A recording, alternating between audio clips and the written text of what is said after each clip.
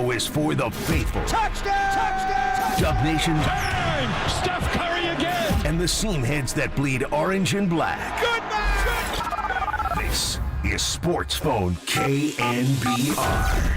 Sponsored by Industrial Metal Supply on the Sports Leader. Check the live stream on YouTube at KNBR 1045.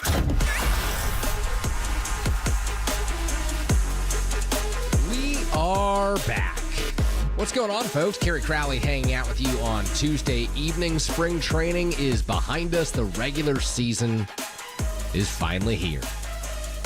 Hanging out with you until 10 o'clock this evening. We got a special edition of Dubs OT tonight. John Dickinson and Greg Silver will be on later this evening to break down the Warriors' 113-92 victory over the Miami Heat. A road win for the Warriors tonight, much needed. But for the next 2+ hours or so, we're breaking down Giants baseball as this team gets set for a highly anticipated 2024 season. And when was the last time we could use those words to describe the Giants at the end of spring training? A highly anticipated season.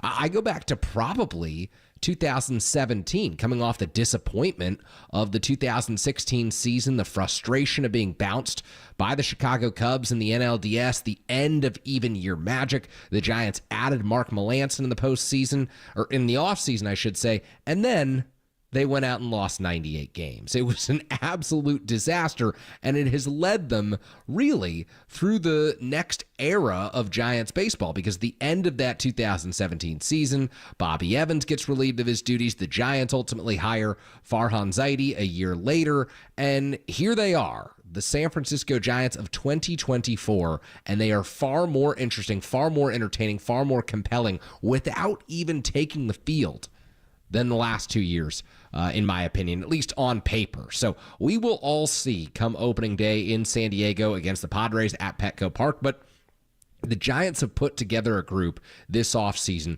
that is clearly one of, if not the best overall free agent class in franchise history. You go back to 1993 and you try to understand the dynamics of the franchise at that time. And I mentioned that year because that's when the Giants lured Barry Bonds to San Francisco. And of course, he'd had the great career to date with the Pittsburgh Pirates, was already a National League MVP, and he will go down as the biggest free agent this franchise has ever signed. And you consider the history at that moment as well, understanding that the Giants were on the verge of moving to Florida.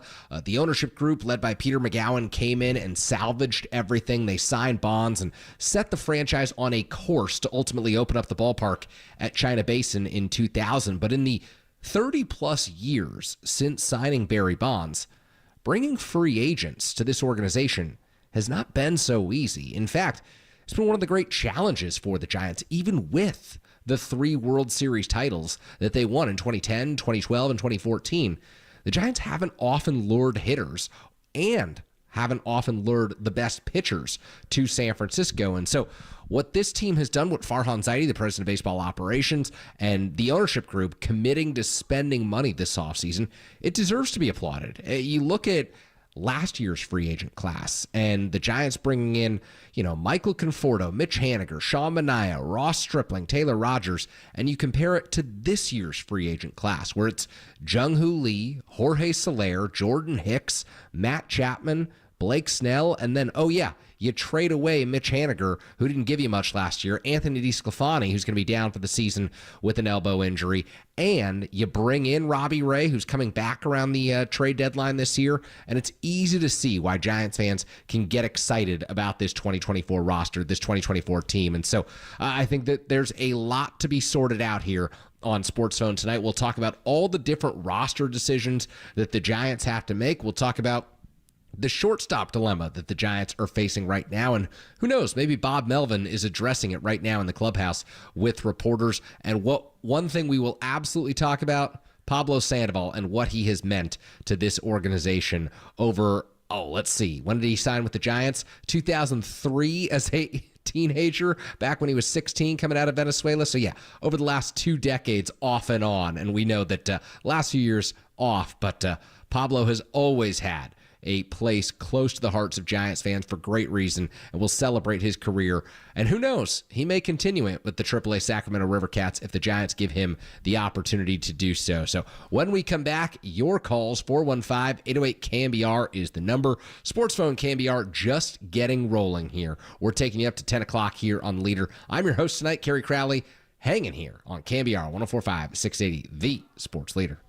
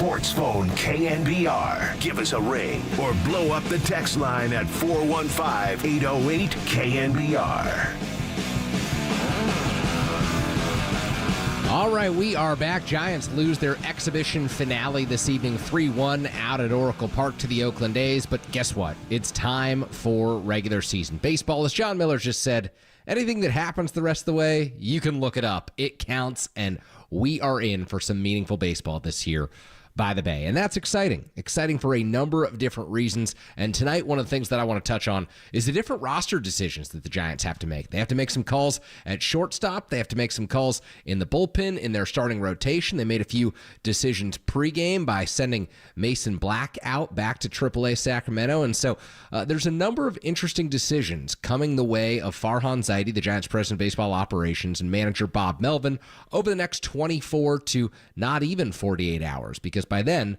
the Giants will have played their first game of the regular season down in San Diego. But what I'd like to do right now is head out to the phone lines. 415-808-KNBR is the number. Any questions on the roster, please do call in, ask any thoughts on the state of this Giants team, your expectations for this Giants team entering 2024. Please do call in, especially if you're on your way home from the ballpark and just watched Pablo Sandoval for maybe the last time out at Oracle Park. So let's go to Chris in Pleasant Hill. Chris in Pleasant Hill, you're on Sports Zone. Chris, how's it going this evening? Hey, great, Casey. Thanks for taking my call. Three things. One, Barry Bonds stuff you were talking about earlier. Can't believe that Selig's in the Hall of Fame if all those other guys aren't. So they got to rip them out. But that's neither here or there. I agree all right, with you. number two is Joey Bart. Like the most, he's the big question mark in my opinion on the entire roster. Like, what do they do with that guy? And then number three, like just so stoked for this season. Can't wait. Like really excited. Particles in the air, man. All right, take all your stuff on the other side. Thanks again. Good stuff. Thanks for the call, Chris. And you bring up an interesting one with Joey Bart here. And I think it's interesting for a number of different reasons. And that's because Joey Bart has had a great spring. And it continued tonight with a single in the ninth inning out to center field. Hard hit ball that, helped the Giants during their rally there. Ultimately, they come up short. But just another reminder of the great spring that Joey Bart has had at the plate. And Patrick Bailey, of course, he is the starting catcher on this team. He is the future behind the plate. He is someone who looks like he could be the player that the Giants need at the catcher position for the next 10 years. He's really struggled this spring, and he really struggled at the end of last season from an offensive perspective. When he came up in May of last year, there were no doubts about what Patrick Bailey could offer the Giants defensively. Everyone had talked about him as an incredibly gifted catcher, and he showed that throughout the 2024 season. I still think that he deserved the Gold Glove Award at the catcher position in the National League. But you look at August, you look at September, you consider that the Giants were falling apart at that time. Patrick Bailey was giving them next to nothing offensively.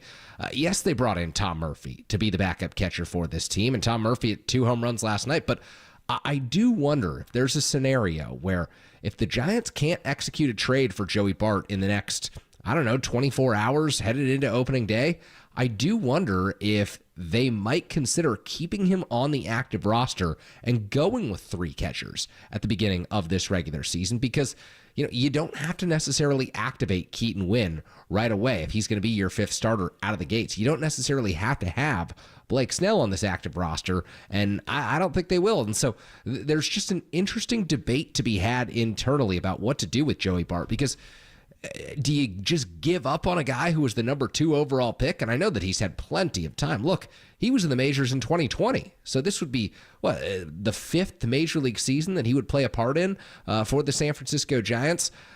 But still, he was the number 2 overall pick. He's coming off a great spring. You know that you may not get a whole lot of offense from your number 1 catcher.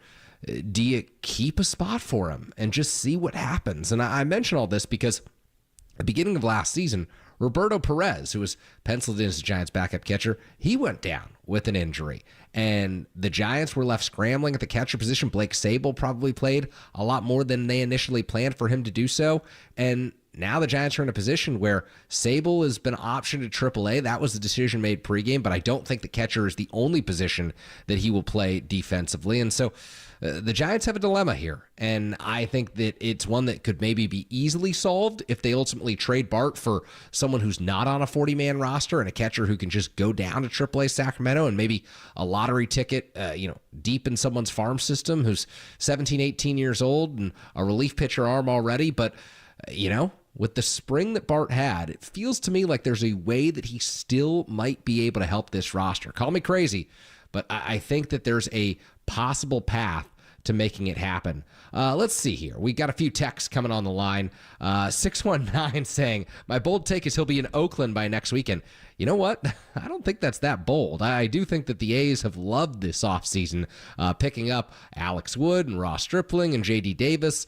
If there's a trade to be made, I could absolutely see Joey Bart heading over and playing behind Shea Langeliers as the catcher in Oakland. So that's a potential idea there for what they do with Joey Bart. Let's see here. We see 415, just keep Pablo and Wilmer. Well, I have some news for you. Pablo Sandoval headed to AAA Sacramento if the Giants give him the opportunity to do so. He said post-game tonight, told all the reporters gathered in the clubhouse that the plan for him is to keep playing. He's obviously not going to make this Giants 26-man roster, but the Giants do, potentially have an opportunity for him to go to AAA, take some at-bats behind Casey Schmidt, behind some of the other guys, David Villar, who will be there. He might be able to play some first base, get some ABs as a DH, and you never know. Just keep him around in the organization. If he's not going to be taking away critical at-bats and learning opportunities for these young kids, you almost always have a veteran or two down at AAA, and oftentimes they don't have the experience that someone like Pablo Sandoval does, but that is something to keep in mind. 747 on the text line says, keep Bart and release Lamont Wade Jr. That's not happening. Then you can platoon Bart and Wilmer Flores at first base. The Giants wouldn't do that. They love Lamont Wade Jr. Furthermore, a platoon is when you have a left-handed hitter who can face right-handed pitching and a right-handed hitter who can face left-handed pitching. So you've got Lamont and Wilmer there, and I think that they're very set over at first base. So 415-808-KNBR is the number. Please do give us a call. If you were out at the yard, give us your thoughts on Pablo Sandoval and what you saw tonight from the San Francisco Giants. If you have any thoughts on Pablo Sandoval's career, we will absolutely take those thoughts and celebrate his career. We're going to play a few highlights later on in tonight's show. Let's go to Andrea in Berkeley. Andrea in Berkeley, you're on Sports Phone. Andrea, how's it going this evening?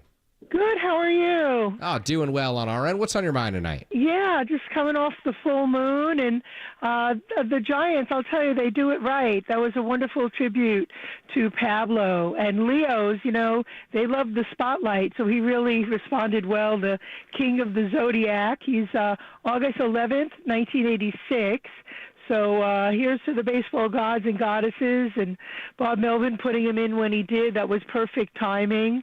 And just to see him, get the accolades, and I heard the interview after with Kruk and Kipe, and it was just, I remember that 3 home run game, Kerry, like it was yesterday. Oh, yeah, who doesn't? I mean, Andrea, thank you for the call. The 3 home run game, Pablo against Justin Verlander when the Tigers were the heavy favorites in 2012, and you're thinking, my goodness, how are they going to hit this incredible Tigers pitching staff?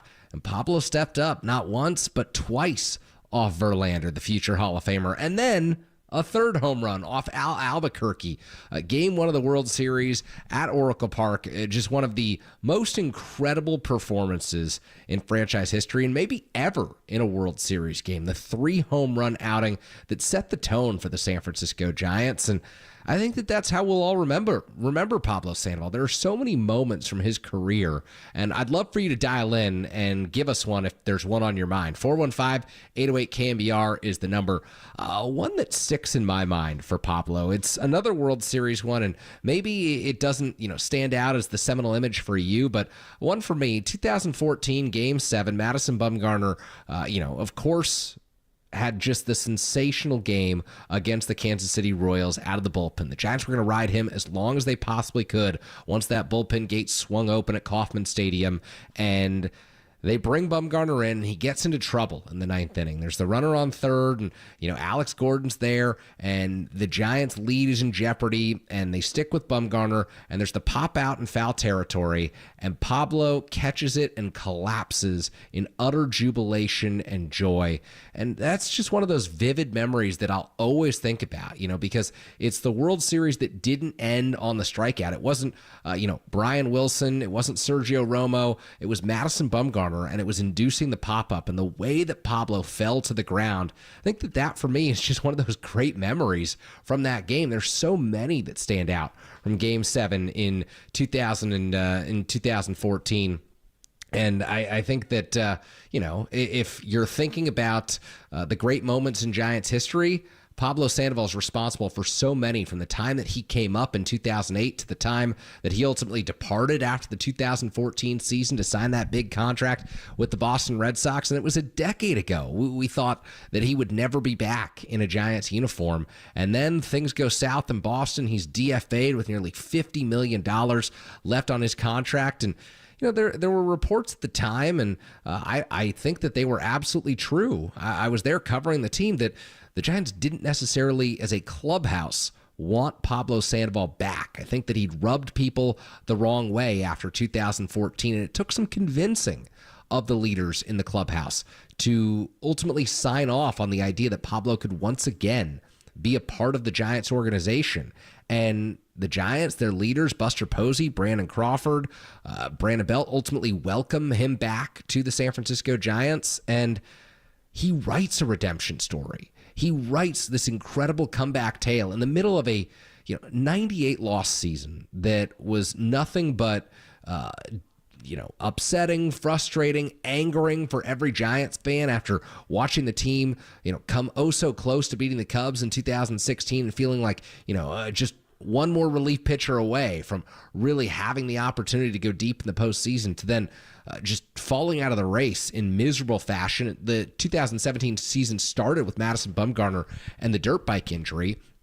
And you think about the way that Pablo revived the clubhouse at the end of that year. It didn't do much in terms of the overall win-loss record, but he ends that season with the home run against, I believe it was the San Diego Padres at the time, that forces the Giants out of the number 1 pick in the draft, where Casey Mize ultimately went to the Detroit Tigers, and gives them the number 2 overall pick, where they take Joey Bart. And it's fitting that maybe this is Bart's last game with the San Francisco Giants, and it's one that Pablo played in, because Pablo was responsible for the fact that the Giants got Bart back with the end of that 2017 season. They were sitting on 98 losses when Pablo hit a walk-off home run to ultimately put the Giants into a tie, and they end up getting the number 2 overall pick as a result of that tie because of whatever the rules were back in 2017. And yeah, I think that, he sticks around 2018. He sticks around 2019. And you could tell the love existed between Pablo and Bruce Bochy. And I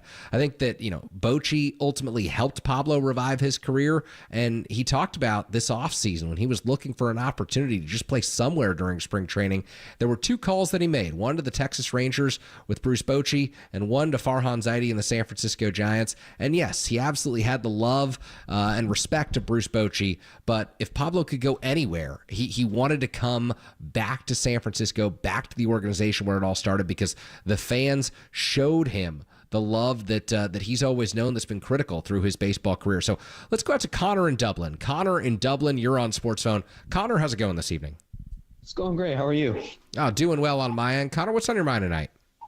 I wanted to talk about the Giants game tonight, and I definitely will.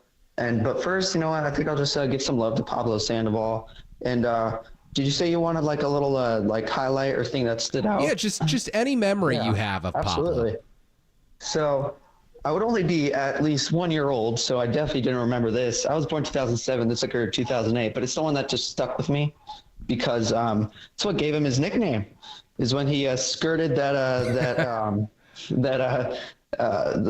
catcher who tried to against the Dodgers, who tried to tag his leg, and he skirted around it, and Benny Zito called him a Kung Fu Panda Man or whatever. Mm-hmm. Yep. And so that was just a thing that stuck with me, the little highlight that gave him his nickname. So yeah, absolutely. No, I love that. To him. Yeah, no, great call, Connor. Great call. And Pablo Sandoval down at AAA Sacramento. Are you for or against the idea? Am I for or against the idea? I would say against. Interesting. I would figure that 98% of our audience would say, "Hey, why not? Just let him go." What gives you pause about Pablo going to AAA? I feel like he's contributed so much this. Oh my Lord! I almost just said 49ers team. I was like, woo! He's contributed so much to this Giants team, and I feel like he should end his career in baseball with the Giants. And I guess we thought about the same with Brandon Crawford as well. So you can't have your cake and eat it too, I guess. Yeah. In the sense that, people wanted Brandon Crawford to finish his, Brandon Crawford wanted to finish his career with the Giants, and that didn't exactly work out. And I'm sure Sandoval would love to finish his in the big leagues, but such isn't the case. But I feel like twice in a row now is it's a little, it makes me pause about any other. No, I get it. I get where you're going there. Connor, thank you for the call. Appreciate your time as always. 415-808-KNBR is the number. Any Pablo Sandoval memories that you want to bring up tonight and share, because, he did have the moment this evening. We don't know what the future holds for him. He wants to go down to AAA. Will the Giants let him? Will they think that that's a good idea, knowing that he could be taking away at bats from guys who are on their way back to the major league level or on their way to the major league level for the first time? Who knows what the future holds for him, but I am really glad that he had the opportunity tonight to be celebrated by the Oracle Park crowd, because he is someone who's brought so much joy to this Giants organization and the people, not just in the clubhouse, not just on the field out with him, but the fans in the stands for so many years. Let's go to Nick in Napa. Nick in Napa, you're on Sports Phone. Nick, how's it going this evening? Doing great. Thanks for taking the call. We just left the yard, me and my three boys. And I just want to thank you guys for, letting us know in the morning that, Pablo's going to be playing again today. Got a chance to get the kids out here who haven't really seen Pablo hit or play before. So it just added, like you said, this is now their memories to go ahead and start their saga with. So really I absolutely love that. Yeah, no, I think that, Nick, one of the great parts of baseball is passing down your love of franchise, your love of players generation through generation. Look, I never got to see Willie Mays or Willie McCovey play, but I know how special they were because of my parents. And now your boys have that memory because you took them out to the ballpark tonight. And to me, that's what this is all about. That's why we love sports. That's why we go to games, is to pass the game along to the people we love the most. I think that that's really cool, and I hope they had a great time with you. We really did. Thank you so much for taking the phone call. I just wanted to thank you guys and give positive messages to all the Giants fans out there. That was an amazing experience. It was just so great just now. There we go. Thank you for the call, Nick. Appreciate your time. 707 on the text line. What about Pablo's pre-at-bat routine? Legendary stuff. Yeah, just the iconic memory of him standing there, getting ready to come to the plate, and he had the authority. He made how serious he was in coming to the plate and all the different mechanisms, the movements. It was fun. It was fun to watch, and who knows if we'll ever get to do it again, but I do know that what happened tonight out at Oracle Park was special, and more importantly, what happened through the years at Oracle Park when Pablo Sandoval was in the Giants lineup, that was truly special. So we have more phone calls. On the other side, we got to take a quick break here. I see Mo, I see Faith at third, I see a few other people dialing up on the line right now. The show is Sports Phone KNBR. Kerry Crowley rolling with you until 10 o'clock this evening. Dubs OT. After that, you're listening to KNBR 104.5, 680, the sports leader.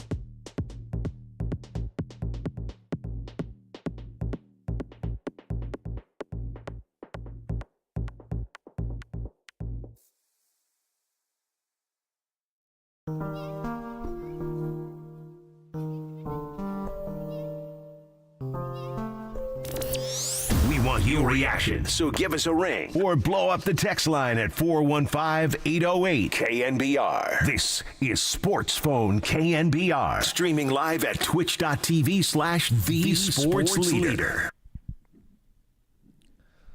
We are back. Kerry Crowley rolling with you on Sports Phone KNBR. The exhibitions are over. Cactus League play is behind us, and opening day, well, it's not quite on deck, but it's in the hole here. Pretty soon it'll be on deck. Opening day Thursday in San Diego. Logan Webb on the mound for the San Francisco Giants. But tonight, before we turn our attention to opening day, the different roster moves that the Giants have to make, and the different dilemmas that Farhan Zaidi and Bob Melvin face over the next few hours, next few days, let's talk about Pablo Sandoval, because before we went to break, we received a number of really good calls. Memories that Pablo made in San Francisco, how you'll remember Pablo Sandoval, what he did for this Giants organization. I think it's all worth celebrating tonight as Bob Melvin subs him in the sixth inning for Matt Chapman. Loved the fact that the Giants waited until the defense was set, the inning was ready to start, and then they brought Pablo into the game so that he could get that ovation. Love the fact that Pablo got multiple at-bats tonight, and particularly love the fact that Pablo Sandoval faced 13 pitches, as Alex Pavlovich of NBC Sports Bay Area pointed out, and swung at 11 of them. That was a typical Pablo performance, and he ends it fittingly with a broken bat single over the second baseman's head in the ninth inning, leading a Giants rally. I know they didn't win the ball game, but exhibition didn't matter. What did matter was that Pablo swung, got on base, and made some memories tonight for the fans in attendance. Let's go to Mo in East Palo Alto. Mo in East Palo Alto, you're on Sports Phone. Mo, how's it going this evening? It's going great, man. Yeah, I love me some Pablo. Memories, there's so many things that he did, but I mean, just all the joy that he brought to the ballpark, that smile and everything. But I think the one thing that stuck out was it when he pitched that ninth inning against the Dodgers. Yes. I mean, yes. It was a miserable game, but they crushed us. But he came out in the ninth and threw a perfect inning, and I mean it was great. But I mean, the 3 home runs. Obviously, remember my son was in kindergarten that year, and I mean he was just so jacked to see Panda hitting those home runs. It was an amazing memory. Yeah, absolutely. Hey, how about April 28th, 2018? That's when Pablo comes in. The Giants down 9 to the Dodgers. They ultimately lose the game 15-6, but Pablo throws a clean 1-2-3 inning, 8 strikes on 11 pitches, and after the game, it felt like the Giants won. That's how good the vibes were from seeing Pablo on the mound. Every Giants fan who'd wanted to see a position player pitch got their dream come true with that one, Mo. Yeah, no, he just brought joy to the ballpark. Those teams, those 2010 through 16 through 18, they had so much personality between Lincecum and Sandoval and Pence and all those guys, and it was just fun to watch him play. Yeah, very well said. Very well said, Mo. Yeah. Thank you for the call. Appreciate your time this evening. And I do think that that's something that Mo pointed out there. Those teams had such big personalities, and they were so easy to root for Giants fans because, Tim Lincecum, Madison Bumgarner, Pablo Sandoval, these were all people who played with energy, who played and brought a sense of charisma to the ballpark on a daily basis. And I think when you think about the last 2 years of Giants baseball, the Giants organization just simply lacked that. And this year, I feel like that's completely different with the free agents that they've brought in. I think that Jung-Hoo Lee really adds, the flair for the dramatic with his game. I think that he's an exciting player, someone who's dynamic on the bases, someone who can set the tone atop the order. You think about Blake Snell and all the strikeouts that he racks up. You see the image in your mind of guys swinging and missing at pitches well outside the strike zone, and they're still hacking at him. I think that, that's something that Blake Snell can do for this team. And Jorge Soler, obviously, he's someone who comes to the plate. There's incredible swagger in his game. I love watching Jorge Soler hit. And Matt Chapman, of course, just the way that he plays defense. There's a lot of memories to be made with Matt Chapman over at the hot corner, including tonight. Spencer Howard takes the ball off his arm and ultimately has to come out of the game. But Matt Chapman makes an incredible play, coming over from third base, catching the ricochet, and then firing on to first to get the out there in the second inning. It's just the typical Matt Chapman defense that Giants fans are going to be accustomed to this year. So great stuff from Mo in East Palo Alto. Let's go out to Faith at third in San Francisco. Faith at third in San Francisco. You're on Sports Zone. How's it going this evening? It's going really great. Listen to the game. I didn't get a chance to go out, but I will during the season. I just want to say, Pablo, the 3 homers were my favorite. And let me say this. Pablo brings positive, come to work, put on the gloves, come to work, let's do the job. You play to win the game attitude. And that's what I love about Pablo. As far as him going to the minors, let him go, because all he's going to do is instill a positiveness to the minor leaguers on how to win and play the game. This is what you got to do, and I'm hoping they do that. I was sad that Brendan Crawford didn't stay or whatever. I'm a little ticked off about that, but that's the game, that's the business, and so I'm hoping they let Pablo go there. I'm going to say this, I'm going to let go, is that the Giants I like where they're going with the lineup. I think Bomel is the difference, not so much Farhan Zaidi. I think Bomel is the glue to all of this. I'm glad we didn't get none of the high price spread players, because it would have been too similar to one person. I'm really glad we got guys, and Matt Chapman is my guy. When they got that, I said, we have a shot. We have a shot. And now the Dodgers have a little asterisk going, over their head. Let's go for it. You're ready to put an asterisk because of this Ipe Mizuhara betting scandal? Oh, by all means, Derek, by all means. When that happened, I said, oh, my God. Oh, my goodness. The organization, and I'm a Dodger hater. Oh, but my goodness. What happens here is going to play through the season. And that puts a lot of pressure on the Dodger players, believe me. But with that, thank you. Thank you for talking on the radio. And you guys have a great night. Thank you. All right. Faith at third. There you go. Always fun when Faith at third calls in, and some fascinating thoughts there on the Los Angeles Dodgers at the end. But I think the overall sentiment at the beginning there was the positivity that Pablo Sandoval brings. And, if he does go to AAA Sacramento, I think that there are players there who came up last season in Casey Schmidt, in Wade Meckler, and who knows what happens with Luis Matos. He could spend some time there at AAA Sacramento. Marco Luciano could go down to AAA. And even having Pablo in the dugout as someone who's coming off the bench and just taking late game at bats or relieving guys, when they need a day off, I think even that could have a positive impact, because I saw during the 2017 season when the Giants were well on their way to losing nearly 100 games, how dismal the clubhouse got, how guys just didn't want to show up for work, and how much of a difference it made in just the positive nature of being around a ballpark and being around a team by having Pablo Sandoval back, because he brings a real joy to work on a daily basis. And for players who need to learn how to win at the major league level and need to learn how to deal with struggles in the types that, Schmidt and Luciano and Meckler all dealt with last season, I think Pablo Sandoval can absolutely be a sounding board for them. And I really like the idea of him going to AAA and just, being the extra coach in that dugout. At 37 years old, he might be older than some of the coaches on the staff, but I think it's well worth the Giants' time in figuring out a way to keep him a part of the organization. Let's go to Brian in Sacramento. Brian in Sacramento, you're on Sports Phone. Brian, how's it going this evening? Hey there, it's going great. And I'll tell you what, it's so great that you guys are back. Baseball is back. The air is fresher. The beer tastes better. Everything is Everything is going good. Very well said.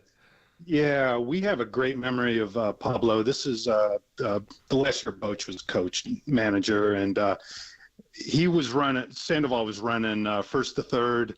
Unfortunately, he got injured, and he was on third base, and he was grabbing on his buttocks. And then we read the next day he was pulled because he pulled something back there. But we still think about it. It's like, man, the guy ran from first to third. He was probably in his 30s, and he busted his butt for the Giants on that day, on that play. And that matters. I mean, of course it matters hitting a homer off Verlander. Of course it matters. But that said everything. I hope that's something that someone like, Matos sees, Luis Matos. I'm not saying he doesn't hustle, but I'm saying you see that guy hustle like that, and it could really, be contagious. And that's absolutely. So that's a great memory. That's a great memory we have of Pablo. Yeah, and, I love it all. No, good stuff. Yeah, and I hope he makes it on a major league team and all. But if he comes to our neck of the woods up here in Sacramento, we'll go see him and we'll enjoy it, and he'll get a standing O from us. No doubt. Yeah. Yeah. And just one last thing is, doggone it, these ballparks are playing the music between innings and between things just way too loud. No, I'm telling you. No, I agree with you. I'm laughing because I agree with you. And people are going to criticize you. They're going to criticize me for saying that, but I 100% agree with you. It's not we're not at an NFL game or an NBA game. We're at a baseball game. There's 162 of these. They don't need to all act as their standalone concerts, Yeah, I mean, since I was a kid, the whole thing of going to a game is talking with your, whoever you're going with, whether it's your wife or your, whoever. And that's really hard to do now. I don't get it. I appreciate that. I don't get it. You're preaching to the choir here, Brian. Thank you for the call. Good memories on Pablo, and I don't want to spend too much time on ballpark atmosphere because I know that the Giants need to create a culture. I know that the Giants are looking to re-energize Oracle Park, and they've got some things cooked up for this season that I think younger generation of fans will be excited about, and I would technically fall into a younger generation of people, but I don't feel that way when I'm out at the ballpark. I like the rhythm and sounds of baseball. There's a reason you hear me on the weekends with Marty and Bill. I like the sound of the ball coming off the bat. I like the sound of the ball hitting the mitt, and I like the sound of the chatter among fans in between pitches. So on the other side, we will talk more Giants baseball. We'll look at the roster decisions that Farhan Zaidi and Bob Melvin have to make over the next few days. And also, if you've got some more Pablo Sandoval memories, if you want to chime in on this, please do. I see Sergio and Lathrop. We will get to you in just a moment. We have to take a quick commercial break here, but the phone lines are wide open. 415-808-KNBR is the number. Pablo Sandoval memories this evening. You're listening to KNBR 104.5, 680, the sports leader.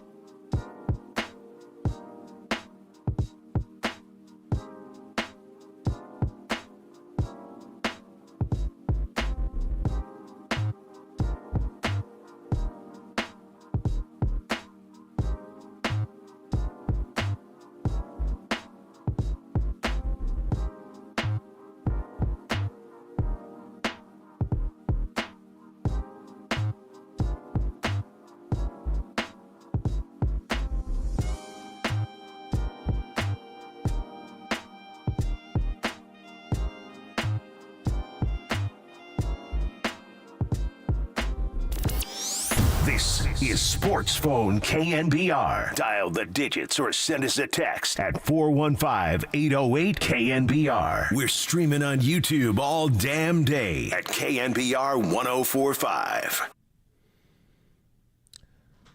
We are back. Kerry Crowley hanging out with you on Sports Phone KNBR. The exhibition season is over. The next games count. In fact, the next 162.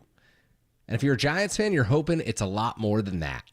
For the first time in a long time, it feels like there's legitimate hope that the Giants could make a postseason run, and a real postseason run, if they get in the tournament. And look, I know that they won 107 games in 2021, but the expectations weren't there at the beginning of the season. I think that we all tend to forget that headed into 2021, it was kind of a rebuilding year for the Giants. They didn't have the farm system to really produce prospects. They were still trying to wait out the contracts of veterans who looked like they were past their prime. And then all of a sudden, Buster Posey, Brandon Crawford, and Brandon Bell had career years together. And Kevin Gossman was a revelation in the rotation. Logan Webb came up and was just sensational out of the starting rotation. And so the Giants had everything go right, but it didn't feel like it was going to back at opening day, back during spring training. And this year, there's a legitimate sense that there's hope, there's excitement, and I think a real opportunity for this Giants team to succeed. And while we'll talk about the 2024 San Francisco Giants in a moment, it's worth noting what happened out at Oracle Park tonight for Pablo Sandoval was incredibly special. Special for anyone who's watched Pablo Sandoval put on a Giants uniform, special for anyone who remembers the 2008 debut after he, rushed his way through the farm system, forced his way into the picture, and became a cornerstone player for this franchise, helping him win 3 World Series titles.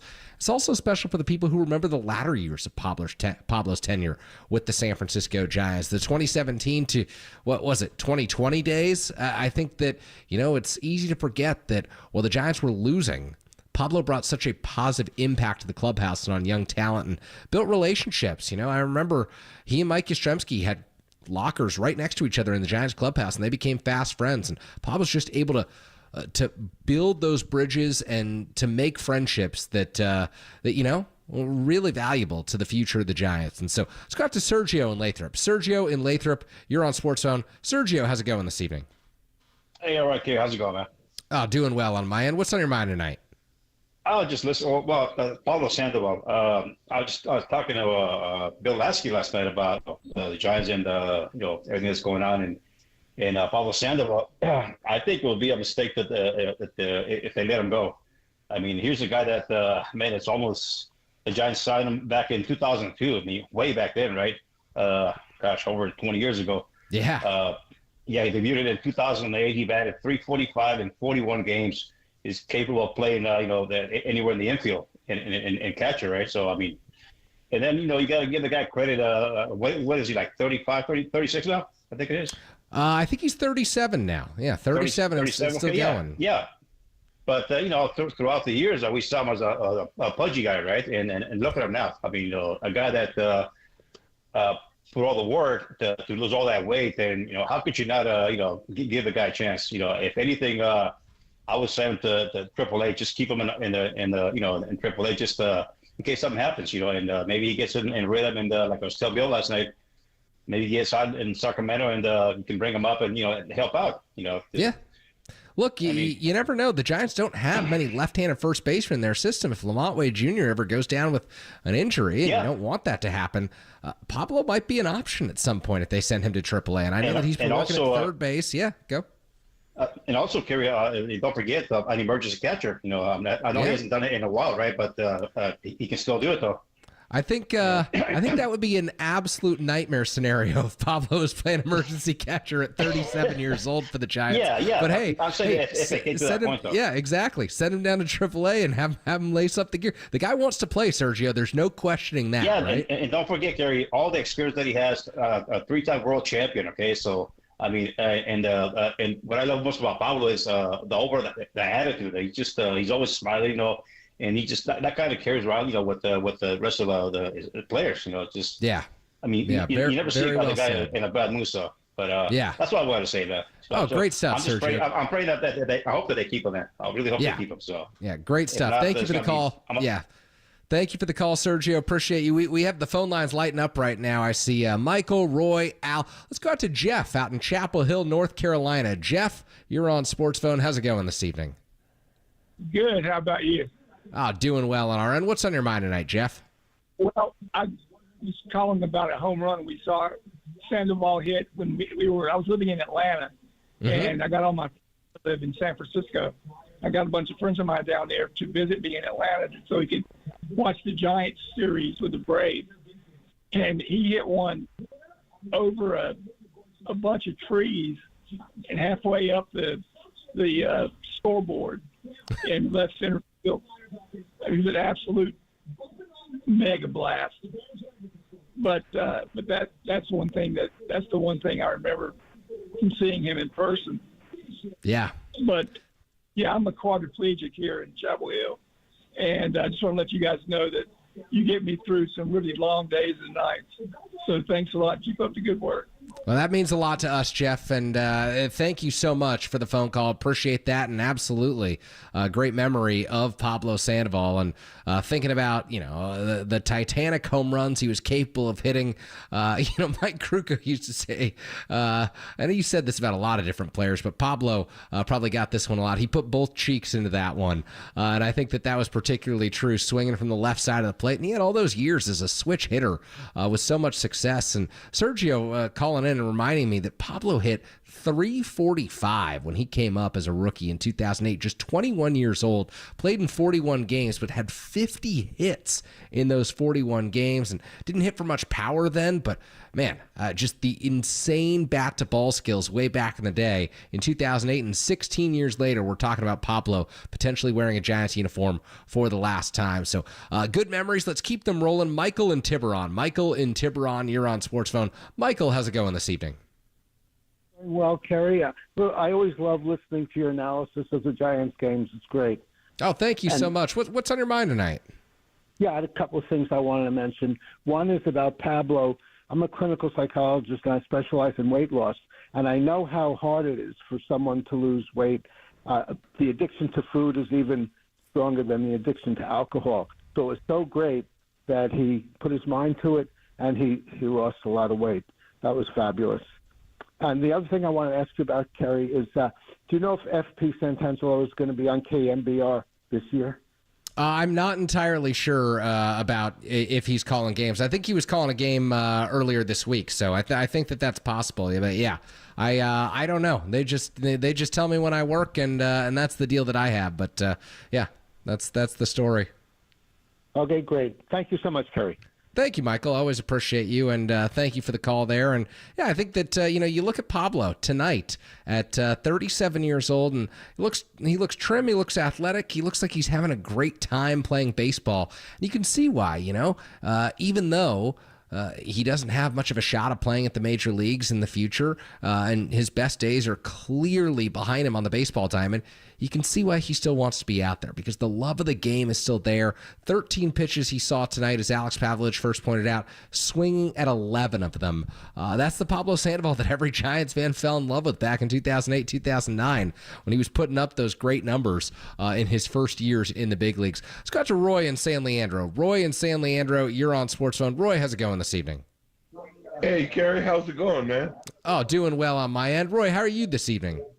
I'm doing fine. I wish the Giants could have won, though. But anyway, what I wanted to say, I'll always remember Pablo as those 3 home runs he hit. Look who he hit them against. The guy in Houston, what's his name? Verlander. Right, 2 against Verlander, exactly. 1 against Al Albuquerque, and Verlander was at the height of his career back then. Right. He was on the future Hall of Famer path by then.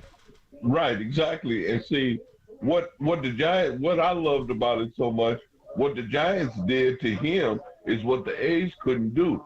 Because, see, if the A's had a beating, the Giants and the A's would have wound up back in the World Series. Do you remember? But 2012.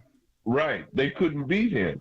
But anyway, what I wanted to talk about is also, too, that, this Joey Bart stuff that the Giants got. Now, rather than what they need to do is put Bailey on the DL and go ahead on and keep Joey Bart.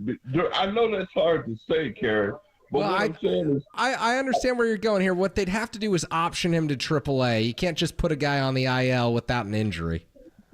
Well, what I'm saying is that at least this year it seemed like he's hitting better than he has. And we all know he's a good back catcher. But, he's... if the Giants can't do anything, they could get something for him, because it's a need for good back catchers. Yeah, absolutely. Because the Giants are finally starting to build their minor league systems up. What's his name? Brian Sabian messed toward the end of his tenure with the Giants. He messed them up. He gave up so much. He depleted their farm system, but now I got to give Farhan Zadi a lot of credit. He helped build it back up. But like I've told you before, the Giants need to, their lifeblood is pitching, but they got to get some infielders and outfielders. Yep. What scared me is that Yastrzemski and what's his name, that other guy, they strike out. They need to learn to choke up.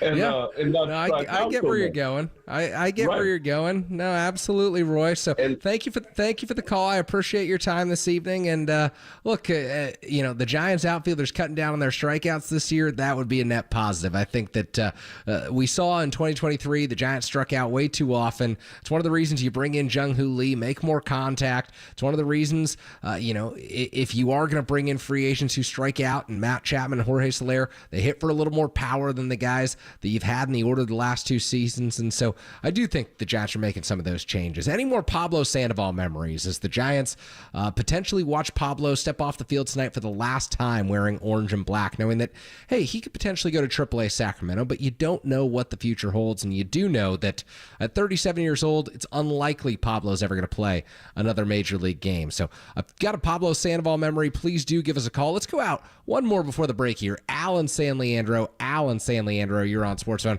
Al, how's it going this evening? Terry, pretty good. How's everything with you? Oh, doing well tonight. What's on your mind?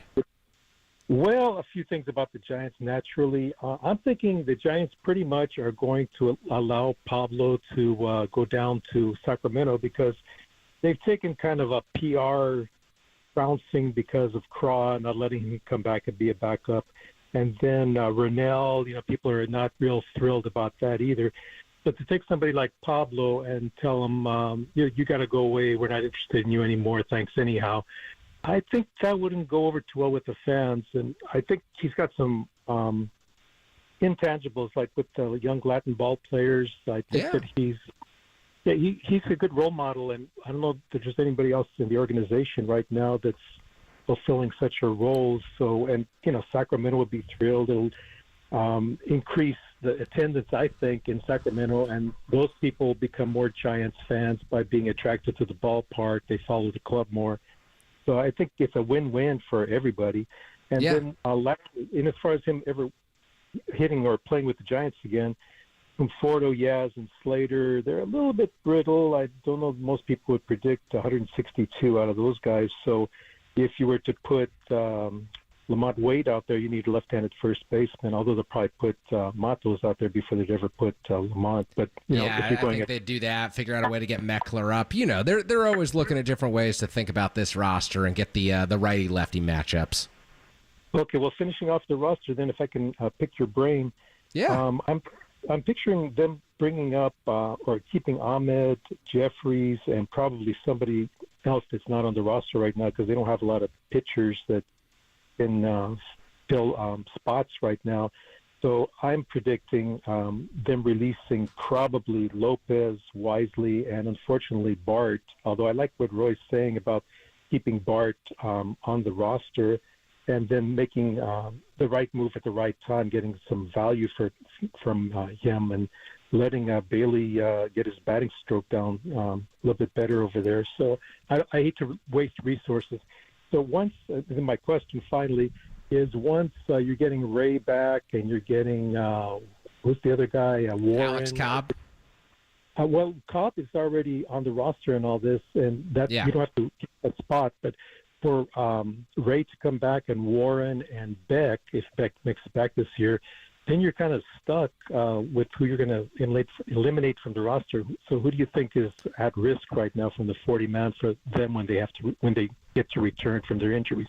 Yeah, I think it's a really tough thing to predict right now. I think that, maybe Sean Jelly with an injury is a 60-day injured list candidate. I don't know that David Villar is in such a good position right now because they've now signed Matt Chapman and you've got Casey Schmidt to inevitably take over at third base if Chapman moves on after this season. And then Joey Bart, someone who they could trade Joey Bart and bring in someone who's a non-40-man player. I think that that's something that they will look at right now. So those are just a few of the names that come to mind as we kind of look at this season. And then when you're talking so deep into the season about bringing back Robbie Ray or bringing Austin Warren off the injured list, Al, I think at that point you just anticipate other players will be on the IL or other players will be down for the season. You cross that bridge when you get to it, Yeah, it all resolves itself for the most part. Well, thank you for all your insights, and go Giants. Oh, thank you for the call. I always appreciate it. 415-808-KNBR is the number. Sports Phone rolling on until 10 o'clock this evening. You've got Dubs OT from 10 to 11 with John Dickinson and Greg Silver recapping the Warriors' 113-92 victory over the Miami Heat, looking at the immediate and big picture future of this Warriors team. On the other side, a few more Pablo Sandoval memories. Phone lines are open right now. It's just, what you thought on the impact that Pablo Sandoval made on the San Francisco Giants during his career. Maybe part two of Pablo's career with the Giants. After he comes back from Boston, during some losing seasons, he brought about some happy memories for Giants fans, and I think that that's always important. And really any other Pablo Sandoval-related stories that you want to share, especially if you were out at the ballpark tonight, given the standing ovation that I think Pablo very much deserved. Would love to hear from you. I'm Kerry Crowley. The show is Sports Zone KNBR. You're listening to KNBR 104.5, 680, the Sports Leader.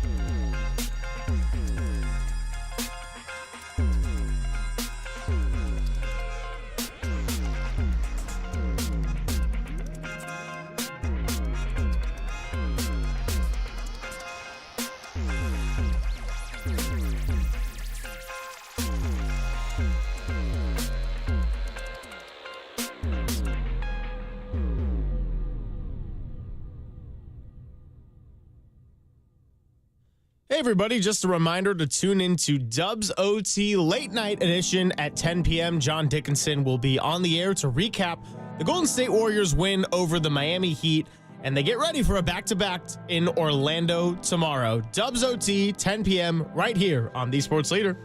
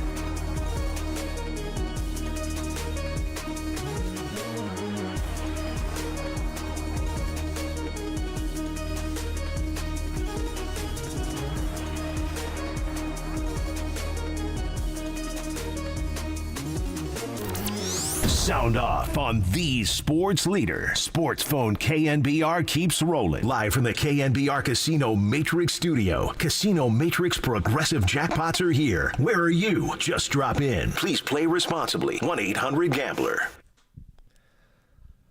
Fun stuff tonight out at Oracle Park in the Giants' final exhibition game as we're back here with you on Sports Phone KNBR. Kerry Crowley hanging with you until 10 o'clock this evening. Pablo Sandoval in the ninth inning goes up and swing it away, just as Pablo Sandoval always has throughout his major league career. And folks, I didn't think that he had put himself in position to make great contact. Thought that he had fouled off some pitches that were over the heart of the plate that the old Pablo might have demolished. But even at 37 years old, he gets a broken bat single into right field and gives the Giants fans who were in attendance one more fond memory as he walked off the diamond. Donnie Walton went in and pinch ran for him at the time, and he got hugs from Tyler Fitzgerald, Wilmer Flores.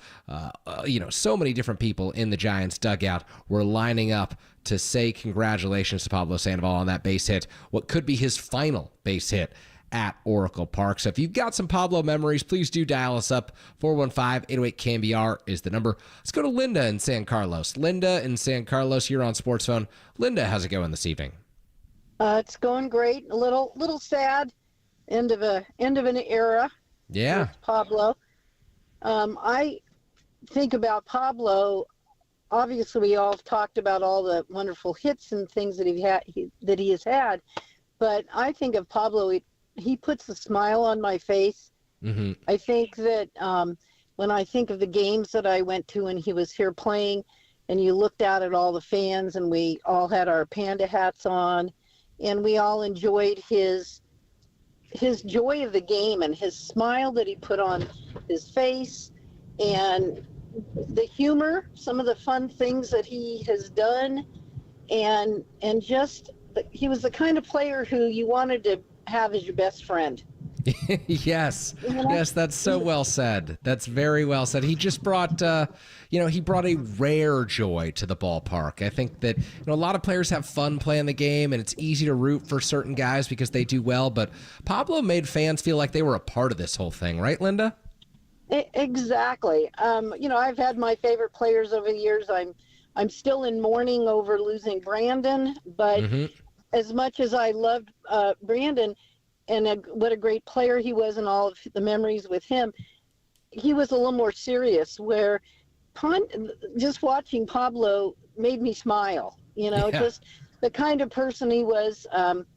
Watching last week or a couple weeks ago at spring training when he and Bochy kind of met up together, and they were out on the field and talking, and then Pablo leaned in and gave Boch a big hug. That was heartwarming, and it was Pablo, and it was, again, one of those things where you felt like, this guy, I want him to be a friend of mine, because he just is joyful and fun to be around, I think. Yeah, absolutely. Very well said. Thank you for the call, Linda. I really appreciate you sharing those memories with us, because I think, when we talk about players, and we talk about, and I've done this in discussing some of the 2024 San Francisco Giants, when you think Matt Chapman, you think the glove at third base, you think ranging deep into the hole or coming in, on a ball dribbling down the line and him making the play over at third base, and you know that that's all going to be taken care of. When you think of Jorge Soler as a baseball player, you think of 400-foot plus home runs. You think of balls that are absolutely crushed well beyond the outfield fence. When you think of Blake Snell at strikeouts, and that's just something that he's consistently generated throughout his career. When you think Pablo Sandoval, of course, you think about the swing. You think about the swing because of the consistent contact that he made, how it felt like, the pitch could be 2 feet above his head or 2 feet below his knees, and he'd still find a way to square it up and make contact. But you also think about the smile. You also think about the joy, and I don't know that there's many other players who you think about those characteristics with, because as Linda just reminded us, when you think about Buster Posey or Brandon Crawford, it's often the seriousness that you associate with the Madison Bumgarner. You think about the ultra-competitive streak that he had on the hill. With Pablo, you think about the joy and the smile as well, alongside, of course, the incredible swing that he brought to the ballpark. Let's go to Paul in San Francisco. Paul in San Francisco, you're on Sports Zone. Paul, how's it going this evening? Yeah, I'm going fine. How are you doing? Oh, doing well on our end. What's on your mind tonight, Paul?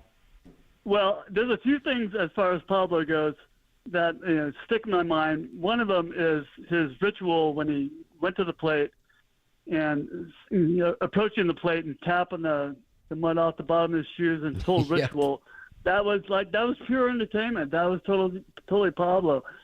But the other thing is Mike Krukow described Pablo and I think he's the one that actually gave him all the nicknames, and. But he'd be saying like the panda's on the move as he's running, second on a triple. I mean, that kind of stuff was pure entertainment. People totally fell in love with him because of that stuff. But one of my favorite one is he's rounding third on a triple. I think it was a triple. And Krukow says, "Did he just blow a bubble? Like chewing gum?" Yep, I know exactly what you're talking about. I mean, that's a memory. I can't believe no one has said any of this stuff. It's great. Yeah. No, that was absolutely one that sticks out. Pablo with the big bubble gum. That was always that was the early career Pablo Sandoval that we got accustomed to seeing. Yeah, that's great. That's it. That's all I got. Thank you for the call, Paul. Appreciate your time and good thoughts. Good thoughts on Pablo Sandoval. 415-808-KNBR is the number. Pablo 1 for 2 tonight as he wraps up the exhibition season, and he told reporters in the clubhouse, "No, I'm not retired. Everyone thinks I'm retiring. That's not the case. He wants to go to AAA Sacramento if the Giants will let him and keep playing. And I think the Giants ought to let him because."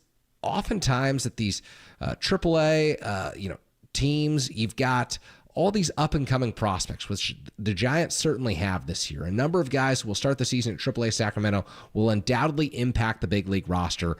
And, oftentimes you have some guys who've been in the major leagues before, but are still looking to stick in the majors. You've got players who, maybe they've had more than a cup of coffee. Maybe they've had a few seasons in the majors, but they haven't fully given up on the dream of becoming an everyday major league player yet. And so they're down at AAA getting work in.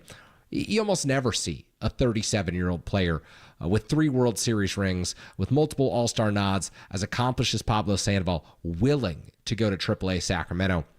And I think that the fact that he would speaks to the type of leader that he could be for those guys down at AAA, speaks to the mentality that he could bring to the guys who are coming through the Giants farm system. And I don't think it would hurt to have him in that dugout, at least for the first few weeks of the season. Look, if he's taking away critical at-bats, if he wants to be in the ball game every day or every other day, maybe that's not the best scenario. But if he's a happy to be there guy and he can get him some work on days that you need to rest other guys, and who knows, maybe he plays a little first base, that might ultimately help. That might ultimately help the River Cats, and if he catches fire, could ultimately help the San Francisco Giants in the long run. So who knows? Who knows? But I'm all for it. Let's go to David in San Mateo. David in San Mateo, you're on Sports Phone. David, how's it going this evening? Hi, Kerry. Nice. Thanks for taking the call.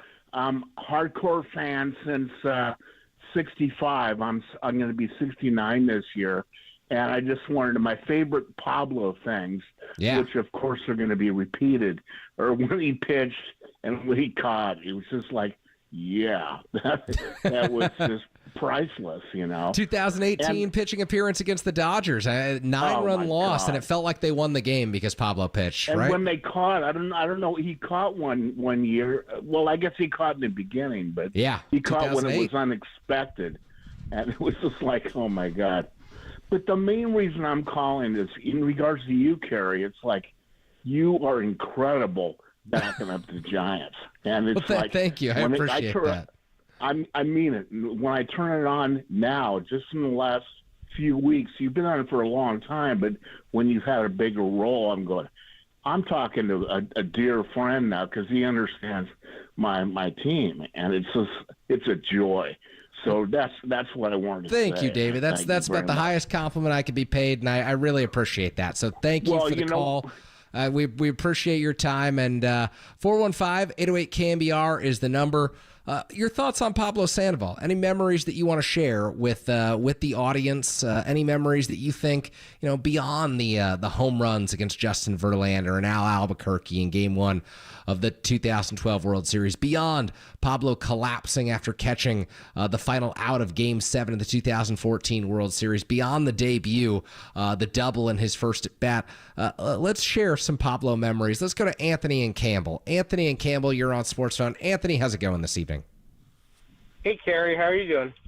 Doing well on my end. What's on your mind tonight, Anthony? So I will say my biggest memory of Pablo is when he caught the third out of the World Series in 2014. Yeah. And it was the biggest moment of my life because it was like closure on a big series that we were like, I don't know if we're going to win it, but we did it. And when Mad Bum was on the bum, we got it, and it made me feel really good about myself and really good about the Giants.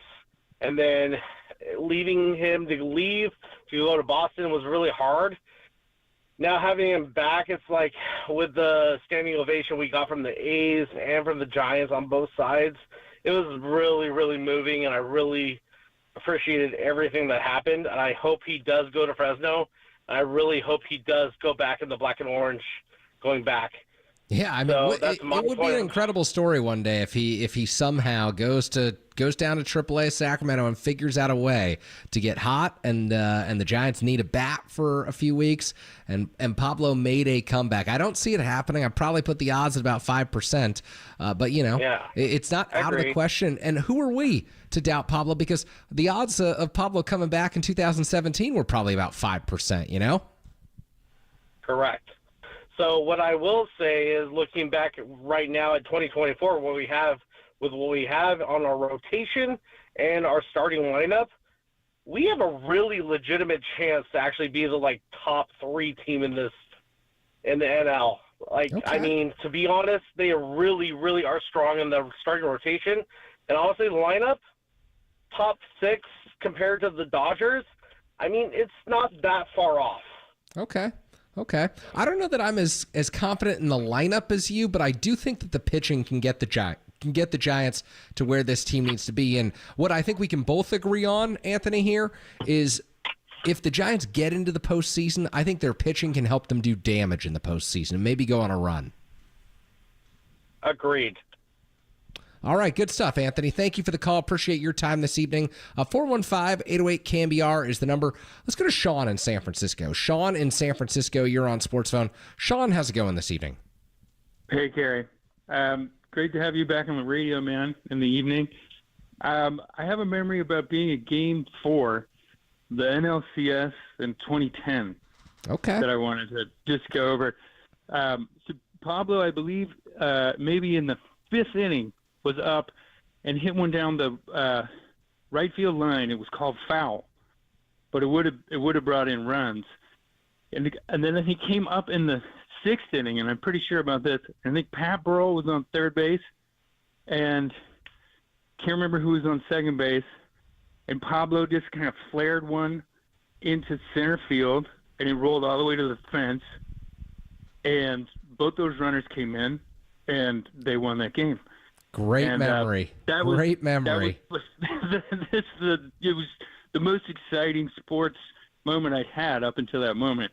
And then the rest of that year it got even crazier. But it was just awesome that, Oracle, which I don't even think was called Oracle at that time. Yeah, it was probably still AT&T. It was AT&T, but the vibe was so intense. It was just the best moment. And I think that's that's what Pablo represents, Yeah, it was. I think your memory was spot on. I'm looking at it right now. It was Pat Burrell on the bases and Cody Ross on the bases. Cody as well. Ross, yeah. How about that? Pat Burrell in the ballpark tonight as a coach of Pablo Sandoval. Yeah, it's the best, man. Pablo cool. brings it all back around, man. So yeah, he I really hope he does. Play in Sacramento, and thanks for having the conversation.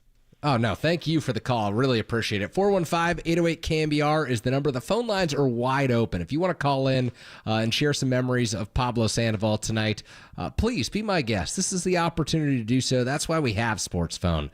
It's nights like these when we can reflect on, the impact that certain players have made on you, the impact that certain players have made on Giants fans and the greater Giants community. So let's keep this rolling here. Chris in San Francisco. You're on Sports Phone. Chris, how's it going this evening? It's going good. I have two memories. First one is when Pablo pitched, and the other one was when Brandon Crawford pitched. Those were two special memories.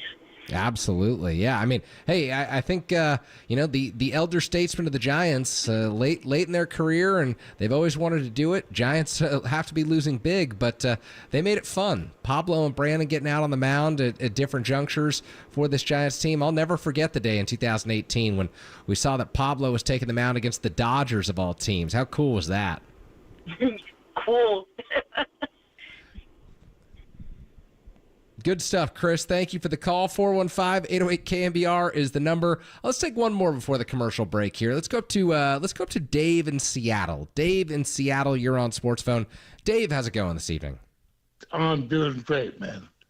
I just have one great thing to say about Pablo Sandoval. Absolutely. The Let's hear it. 3-run homer in the World Series just busted Verlander up, right? First two times up. And you remember, we were supposed to lose that entire World Series. Yeah, they had the best check pitchers on the Detroit Tigers pitching, Oh, I know, right? No, but he is the most kindest guy I've ever met. And I've been to every ballpark. And Pablo is one of the nicest person I've ever met in a baseball park. I actually got his wristband in the Met Stadium on Mother's Day, the pink wristband. Oh yeah, and he always put on a show on Mother's Day.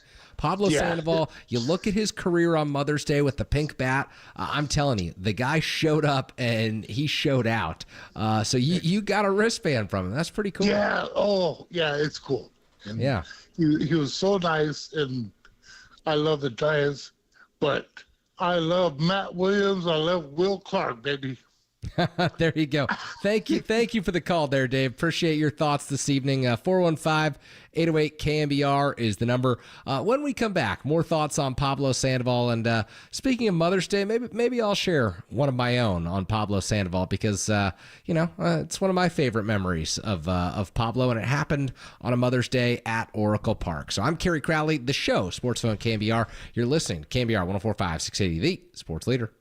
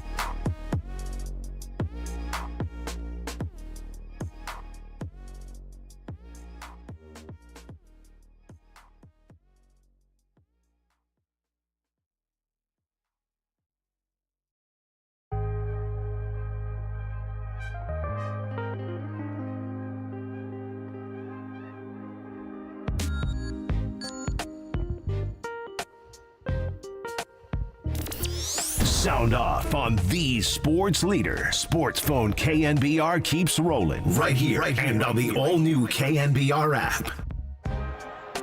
There's a swing. Line drive into center, base hit.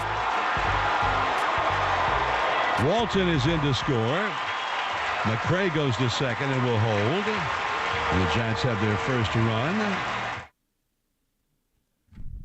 We are back. Sports Phone KNBR rolling with you until 10 o'clock this evening. Dubs OT. After that, we're live and local on the leader until 11 o'clock here tonight.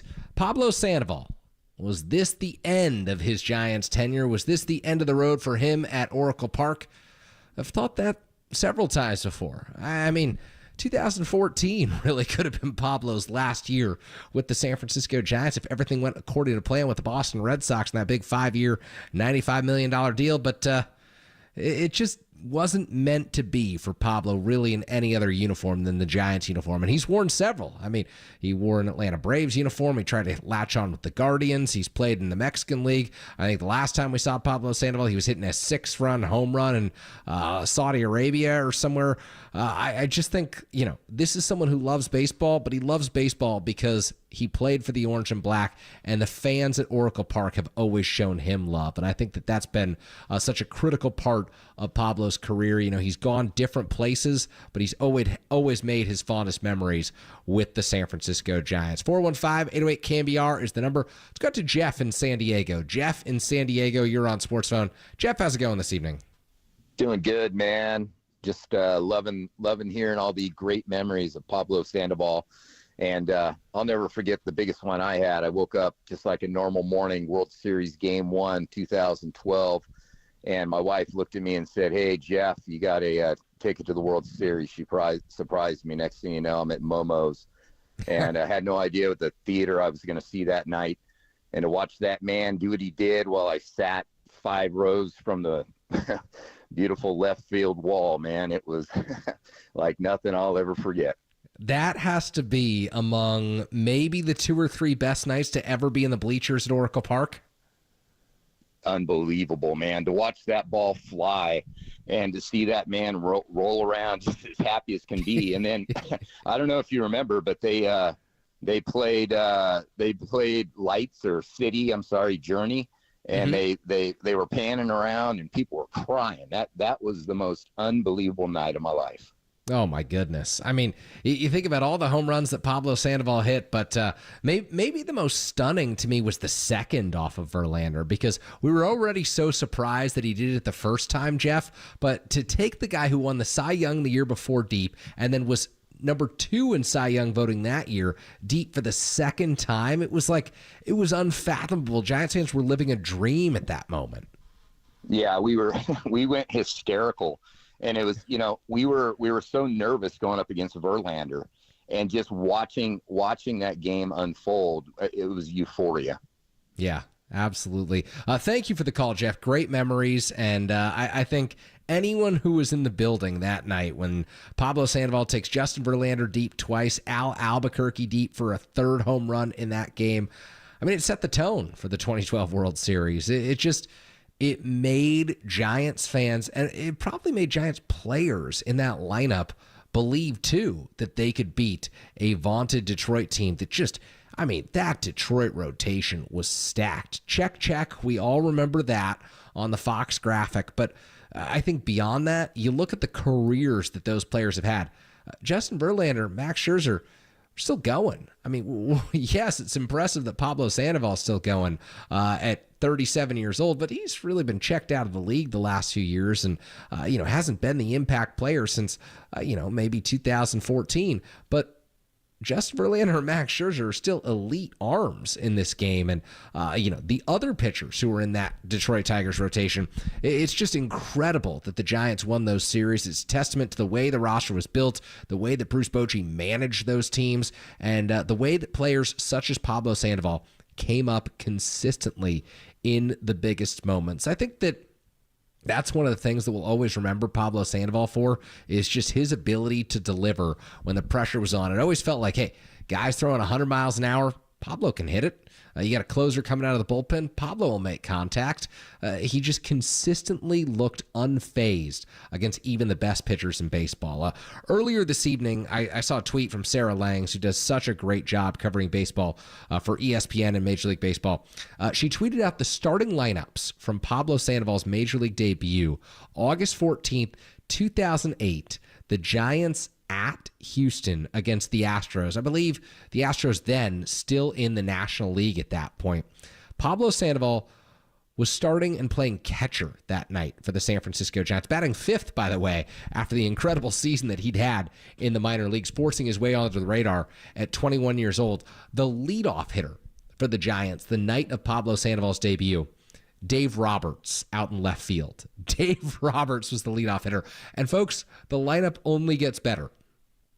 Eugenio Velez at second base hitting second, Randy Wynn in right field hitting third, and Aaron Rowand hitting cleanup in center field. Tells you what kind of shape the Giants were in 2008 when Aaron Rowand was the cleanup man. I mean, my goodness, how many sliders low and away did he face that season? Then you got Pablo Sandoval batting fifth and playing catcher.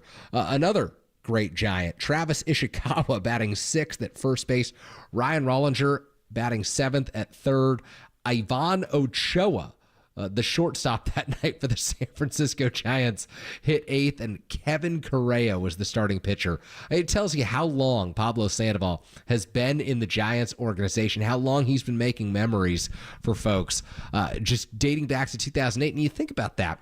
Pablo Sandoval was 21 years old at the time that he made his Major League debut. And, of course, 37 tonight when he potentially steps away, not retiring, as he says, but it's unlikely he will ever play in a Giants uniform at Oracle Park. I think he knows the odds are stacked against him. I think we all know the odds are stacked against him, but he's going to try and keep his baseball career going anyway. But tonight comes 21 years after Pablo Sandoval initially signed with the Giants organization. It was way back in, I think, 2003 as a 16-year-old out of Venezuela. I mean, this is someone who has spent the better part of his life loving the San Francisco Giants organization, giving his all for the San Francisco Giants organization. And yes, there was what happened with 2014 when he said the negative things on his way out of town after signing the mega deal with the Boston Red Sox.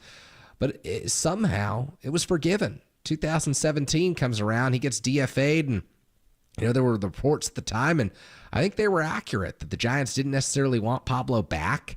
And Pablo, he found a way. He found a way to make that season better. He found a way to make that season more entertaining, and he found a way to help bridge the gap. And one of the things that I would love to point out as we look at the lineups from Pablo's first game with the Giants, batting sixth and in right field for the Houston Astros that night, Hunter Pence.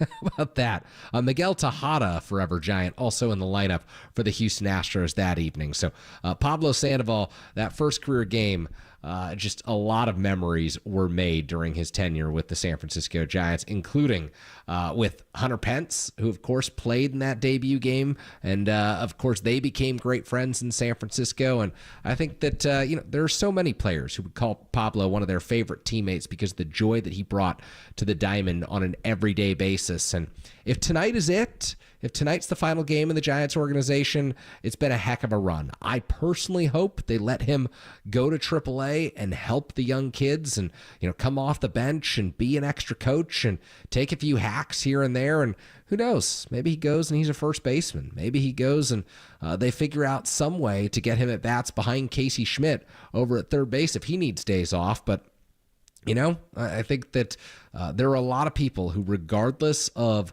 what happens here, are grateful of what they saw tonight out at Oracle Park when Pablo faces 13 pitches from Oakland A's pitchers over 2 at-bats, fouls off a ton, ultimately swings at 11, and finishes his night with a broken bat single into right field over the head of the A's second baseman. And kind of a fitting ending for Pablo Sandoval, the old broken bat single. And I think that, he always found a way, regardless of the odds were stacked against him.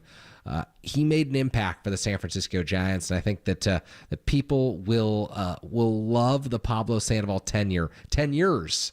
And, if this is the end, It was a fun ride. 415-808-KNBR is the number. If you got memories, please do dial in and let us know. Let's go to Alex in East Palo Alto. Alex in East Palo Alto, you're on Sports Phone. Alex, how's it going this evening? It is going well. I was at the game tonight, and I honestly was surprised that Pablo even took 2 pitches when he took them. Because the 11, every single pitch, he looked like he was wanting to put it over the moon, maybe even hit McCovey's statue across the cove. And really, to me, the 2 that stand out, I think people have touched on it too, but especially the fact that he pitched against the Dodgers in what I think, Kerry, you probably were even covering this game. It was the first game of a doubleheader, and it was pretty miserable to be in the building when the Dodgers are winning by like 12 runs or whatever the score was at that point. And the energy just totally flipped for the fans like myself and my family who were all there when Pablo pitched that 9th inning, pitched it in the way that he did, scoreless shutdown inning. And the Giants win the second game of the doubleheader, and not to give him too much credit because it's not like that made a difference, but I definitely feel like that flipped the energy of what otherwise could have been a miserable Saturday afternoon. Oh, yeah. I mean, gosh, they were down 9 runs, and Bruce Bochy, I don't think, Alex, that Bruce Bochy had used a position player to pitch until that point in his career. The Giants had gone, I think, from 1994, if my memory serves me correct, until 2018 without using a position player to pitch. They were so proud of it. They wanted to be the organization that didn't give in to this, weak era where teams preserved their bullpen arms. Bruce Bochy was very old school when it came to this, and Pablo kind of flipped the switch on that. And look, it's not to celebrate position players pitching, but if someone was going to do it, it's almost certainly good for the organization that it was Pablo, because not only did he take it seriously, but he also had some success out there. 11 pitches, he 8 strikes. Yeah. He had stuff. And especially in the situation where you're playing, 4 games in 3 days and a doubleheader and you're already down huge and got another game that night. That was the time that you would break it. But if you did it, and I think, too, the bigger takeaway that I have, Kerry, is that, even him being on that team at all, as you've touched on, was kind of a miracle itself. And I think the thing that makes Pablo so beloved is that it wasn't, fun, happy, lucky-go times the entire way. There were flaws. Fans definitely were not happy that he had his weight fluctuations over time and had that. Obviously, people were really pissed with what he said after he left to go to Boston. But I think it's almost as part of that core that came up, especially him and Lincecum are beloved in such a way, in part because we saw that they're human. And I think sometimes when we look at these people as heroes, it kind of wipe away the humanity of them. But with especially Timmy and Pablo as the face of this, these guys always reminded you just how human they were. Even in sometimes, obviously the Kung Fu Panda is a cartoon character thought, but he was incredibly flawed in a way that made him endearing. And I think that's where the connection runs so deep. No, I'm so glad you brought up that human element with him and Tim Lincecum, and I'd throw Hunter Pence in there, where it's just, you see the raw emotion when they take the field, and it's like an unfiltered children's love of the game that they brought. And I was just reading up on Pablo and the early days of his major league career, Alex. I'm sure you'll remember this, but when he first came up, he hits .345 for the Giants as a rookie in 2008 in 41 games, 50 hits. And then 2009, he hits .330. And the Giants hitting coach Carney Lansford at the time was quoted as saying, as much as I try to get him to be disciplined, it's like caging a lion. He leaves the dugout ready to swing the bat. I literally have to tell him before every at bat, swing at a strike. And I think that the remarkable thing is, even if Pablo didn't swing at a strike back in those days, 2008, 2009, he could still, put together in a bat where it resulted in an extra base hit. I mean, there were times where, he was a bad ball hitter of all bad ball hitters. Yeah, genuinely, I can only really think of Vladimir Guerrero as any guy who comes even close to the ability to turn pitches that fundamentally are unhittable into balls that you go, oh, he did hit that and he hit it for a base hit? What? Truly, Pablo, I guess you can't say he was one of a kind, but he's one of two that we've seen who are just that good at that. Yeah. And, it made it maddening when it didn't work, but when it worked, it was the most enjoyable moment of baseball. And I think, too, obviously, look, I was in the building in 2012. Nothing can top that. But it's kind of in those everyday moments that you really, because baseball is the everyday sport, he always gave you something to be entertained with when he showed up to play in the game. And that is a value that the Giants, frankly, haven't really been able to replace since his peak as easily and readily as Pablo's done it. And it's probably the thing I'll miss the most about him. No, that's so well said, Alex. Thank you so much for the call.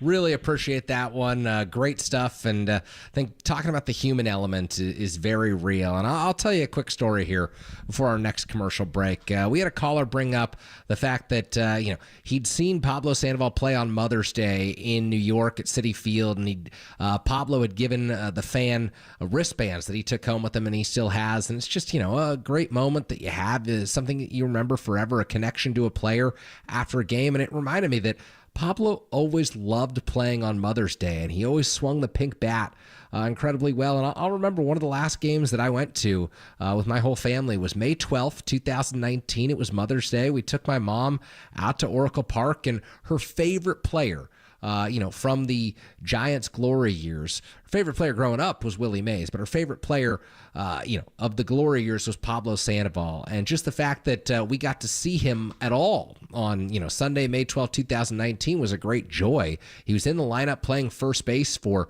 this team, and remarkably, Pablo was batting fourth. He was the cleanup hitter for the 2019 San Francisco Giants in May, and he goes 2 for 4 with an opposite field home run, and I'll never forget it. It was early in the game, and he launches one out to left field, and just such a special moment to be with my mom that day out at the ballpark, and Pablo delivering on days like that. He always played well on his birthday. He always played well on Mother's Day, Father's Day. Whatever this special occasion was, Pablo lived up to the moment, and I just think that there's so many different memories that Giants fans will have of his career, but everyone's got one, including the one that we'll all remember forever, and that is the 2012 World Series against Justin Verlander and Al Albuquerque. Game 1, the 3 home runs that set the tone for a Giants team that ultimately won its second title in 3 years, would go on to win 3 and 5, and it would end that run.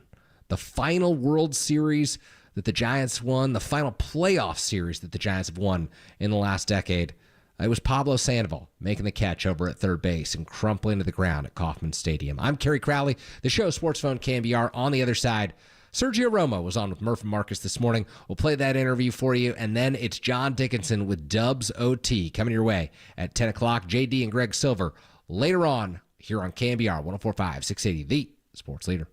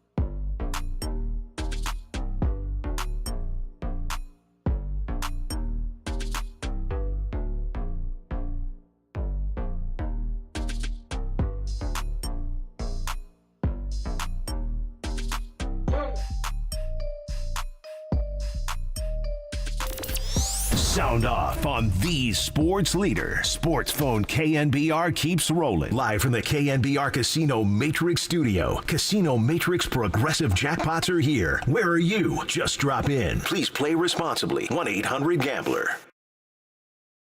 All right, we are back here on Sports Phone KNBR. Kerry Crowley hanging out with you just a little bit longer. John Dickinson and Greg Silver will take over at 10 o'clock for a late edition of Dubs OT after the Warriors win over the Miami Heat earlier this evening on the road. Right now, we're celebrating Pablo Sandoval, but we're also taking a look at other San Francisco Giants who've had a big impact on this organization over the last decade plus, really 2 decades. And this morning there was a great interview on Murph and Marcus with Sergio Romo. Sergio had some great things to say about Pablo and his Giants career, so we're going to throw it over to that interview before Dubs OT. Here's Murph, Marcus, and Sergio Romo. Last time I saw this guy, he was pounding golf balls down the fairway at a golf course when he and I were out there playing, and it was great to see him. And it's great to have you back, Sergio. You got Marcus Boucher here next to me. You got your boy Murph. You got Marcus. Good morning, Sergio. What's up, Sergio? Hi, what's up, fellas? How are you? We're good. We're good. You good, brother? You good? Oh, we're happy. We're happy. We can't complain. You know, you're speaking about last time we saw each other, we were swinging at the golf clubs. I was that's all I've been doing myself, you know, that and chasing my kids around. You got those youngins, man. You posted a picture of you and your beautiful babe having a brunch recently. You're in and of the city, right? You're around San Francisco, right? Yeah, definitely. I call San Francisco my home. It's hard to not call it my home. My wife being born and raised San Franciscan, and I've been blessed to be able to have a house here since December of 2012, I think is when I was. So. Definitely never left. Maybe not as out in the open and somewhat hidden, but yeah, definitely never left the city. Yeah, and Sergio, with you being in the city, we saw what happened last year when you kind of had your farewell tour in spring training that ended at Oracle Park. Is there any chance you'll be at the ballpark tonight to pay some homage to your guy Pablo? Yeah, to be dead honest, you might see me out there. Okay, You might. It's just one of those things where, that we Panda and I, we kind of been through a lot together. You know, he came into the organization, I think, a year ahead of I did, a year before I did, and but we traveled the minor league circuit together. Not only in the big leagues that we play together, but we traveled that minor league circuit together too. So I'd venture to say that him and I've been through quite a bit together. Oh, well, that would be amazing. We won't spoil any surprises, but 5:05 first pitch tonight. So when he came back this spring, Sergio, and you found out that he was sending videos to Farhan Zaidi and filling up his phone with videos, I mean, your reaction was what? I mean, this guy's born to play. He's born to hit. It's like some people walk away from the game, like Barry Zito wants to go to Nashville and write music.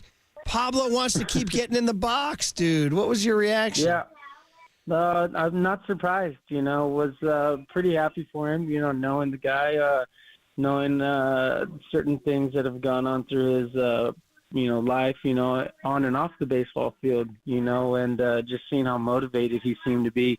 Let's just say Farhan wasn't the only one that was getting videos of him this off season. We've kept dialogue throughout the years. You know what I'm saying? We ran into each other in Mexico also, you know, and we've had a lot of conversations about certain things, and for what he was showing me and what he was letting me know where he was at mentally and with his confidence, you know, and finding, you know, feeling that he found the closest thing to the Kung Fu Panda that we were able to experience, you know, winning those championships, you know, and I sat there and I was like, man, why not? You know what I'm saying? Like, you're motivated and you feel confident, you know, who are we to bet out, you know, to bet against Panda, you know, what he did for us in those playoff runs, you know, and not just, you know, helping us get there, but I mean, he was he was getting those big hits for us too in those actual playoff series and those games late in the games. You know, it's not surprising to me at all. No, not at all. And think about that. 2012 World Series was 12 years ago for the two of you guys, and hopefully you guys can see each other tonight. So, Sergio, then the deal is that a year ago you did it. You came back, you put on the uni, you went through the pregame butterflies, you looked around the clubhouse one last time, you went out to the mound, you looked good, and then Hunter Pence came and gave you the hook, right? And so then you got to have that moment where you walk off that field. And I guess the question is this. For Pablo, what emotions will he experience? It's not a regular season game. It's not a World Series game. It's an exhibition game. It's still putting on the uniform and going out to that particular place where so much of your history has been written. What was the experience like? What will Pablo experience? He's going to experience what it's like to be home.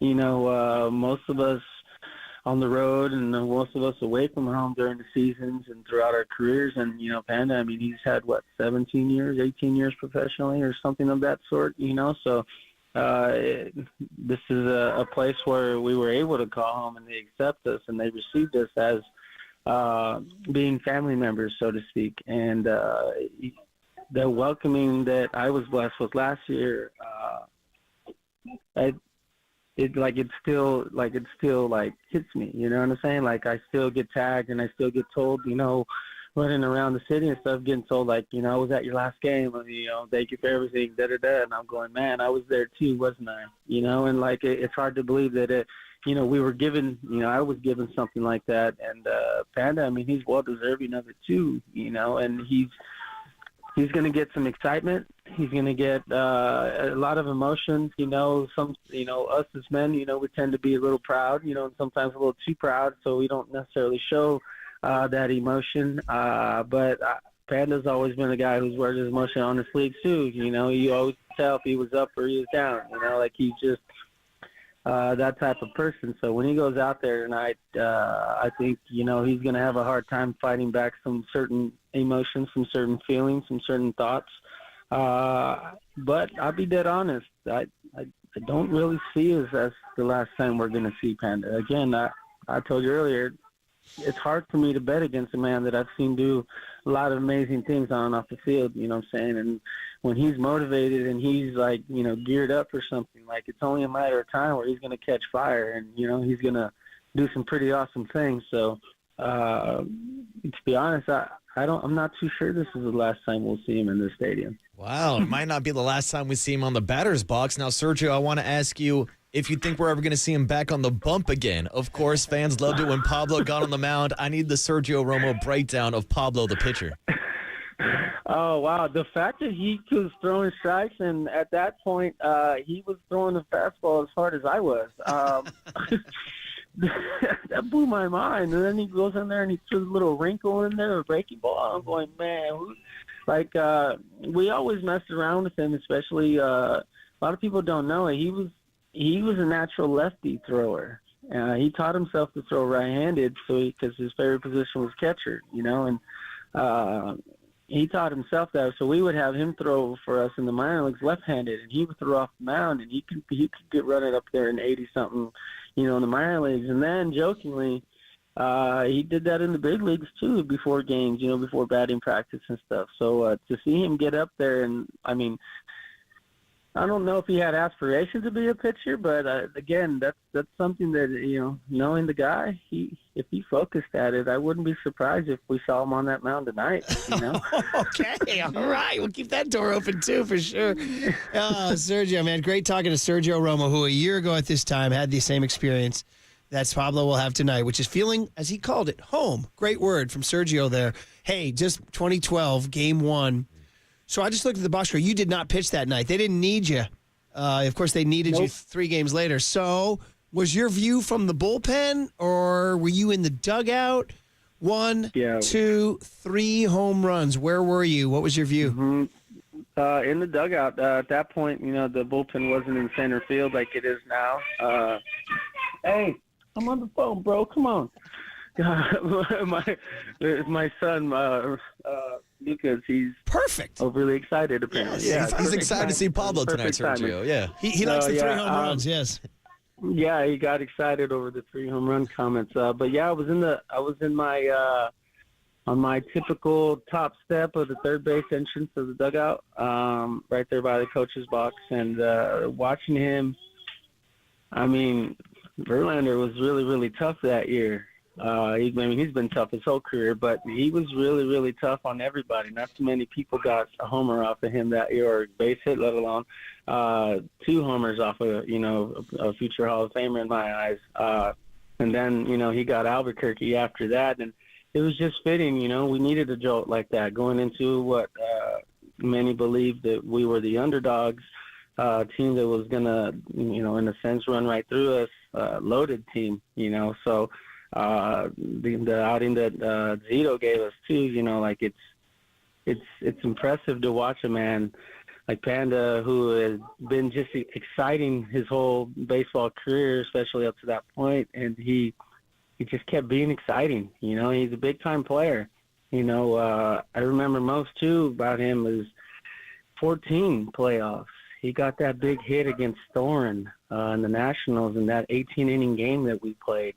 And he got that hit, and I believe it was the bottom, the top of the ninth. He got that hit to give us an opportunity, and Petit gave us an opportunity so that Belt can hit that homer in the 18th inning. And it's just, there's so many things that all these memories that we have about those teams, and it's hard to not see Panda as the fixture and all of that. He's always answered the call. He always has answered the call, and he's never afraid of the big moment. So do I think tonight he's going to be afraid of his big moment? When he, he gets the walk off. No, I think he's going to embrace it. But I do think that, again, I can't bet against the guy. I just can't. I can't. It's hard for me to bet against him. So awesome. Again, these memories of Panda. Him catching the last out in the World Series of 14. Falling down and everybody just jumping on his ass, so it's just some things there that you can't ever forget about that man, and I was proud to ever, have a front row seat of it. Great stuff here with Sergio Romo on the Umaguez sign. And just to wrap it up, Sergio, as someone who went through the minor league experience to breaking into the big leagues in 2008 with Pablo Sandoval, how would you summarize the story of Pablo Sandoval and his legacy, not only as a player, but a person here in San Francisco? Oh, my goodness. How would I describe it? There isn't just a word that can really describe what he's been able to do. He's always been exciting, exhilarating, fun, appreciative. Since his nickname is what it is, how can you not sit there and say lovable, infectious personality, infectious smile, infectious way of just being, what's the word, exuberant? Yeah. You know what I'm saying? Like he's my friend,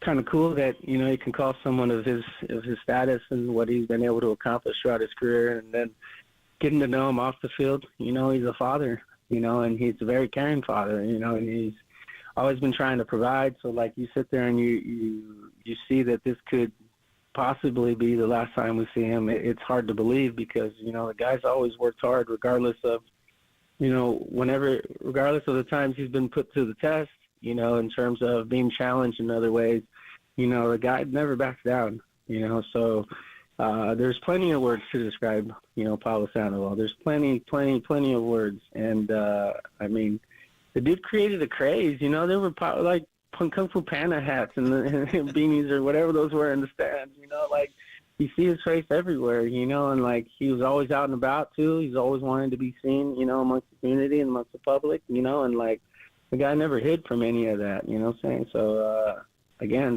there's not just a simple way of, describing that dude, Perfectly said, as always. The emotions and the words and the verbiage and all that from Sergio. That's it, man. Well, I don't know if we'll see you at the play ball lunch or at the game tonight. We're going to see you sometime soon. I guess the last one is quick answer. Better third baseman with the glove, Pablo Sandoval or Sergio Romo, who played third for the Tampa Bay Rays for an inning? Don't forget. Man. I'm gonna venture to say Pablo. Pablo. Man, Panda. Yeah, but nobody lined up. The up. only reason why. Hey, guys, trip on this story, though, really, really fast. We were in the minor leagues. He's third base. I'm on the mound in the fifth inning with 2 outs, and I just got a pitcher's meeting tell me this was my last hitter. There was a shot hit down the third base line, and Panda dove for it, diving toward, at an angle, backwards, but towards the line. The ball was hit so hard it knocked his glove off. Panda picks up the ball left-handed and chucks it all the way to first base for the third out.